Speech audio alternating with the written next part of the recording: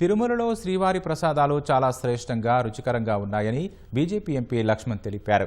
VIP ప్రారంభ విరామ దర్శన సమయంలో ఆయన తిరుమల శ్రీవారిని దర్శించుకున్నారు. టీటీడీ అధికారులు ఆయనకు స్వాగతం పలికి దర్శన ఏర్పాట్లు చేశారు. అనంతరం ఆలయంలోకి వెళ్లిన లక్ష్మణ్ స్వామివారికి దర్శించుకొని మొక్కులు చెల్లించారు. దర్శనం తర్వాత రంగనాయకుల మండపంలో పండితులు ఆశీర్వచనం చేసి స్వామివారి తీర్థ ప్రసాదాలను అందజేశారు.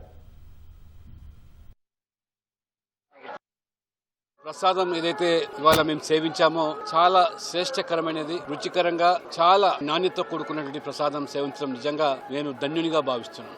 గతంలో జరిగినటువంటి పొరపాట్లు, తప్పిదాలు, లడ్డూ ప్రసాదంలో జరిగినటువంటి కల్తీ లాంటివి అన్ని కూడా నిరూపితమైనవి. భగవంతుడి మీద ఎవరు కూడా తప్పించుకోవడానికి ఆస్కారం లేదు. భగవంతుని ముందు, చట్టం ముందు ఖచ్చితంగా తప్పిదాలకు పాల్పడ్డ వాళ్ళు శిక్షార్హులు. ప్రపంచ వ్యాప్తంగా ప్రఖ్యాతిగాంచినటువంటి ఈ పవిత్రమైనటువంటి దేవాలయం యొక్క పవిత్రతను కూడా కాపాడాల్సిన బాధ్యత అందరి మీద ఉన్నది. భవిష్యత్తులో గతం జరిగినటువంటి తప్పిదాలు పునరావృతం కాకుండా జాగ్రత్త పడాలని చెప్పి కూడా ఈ సందర్భంగా కోరుకుంటూ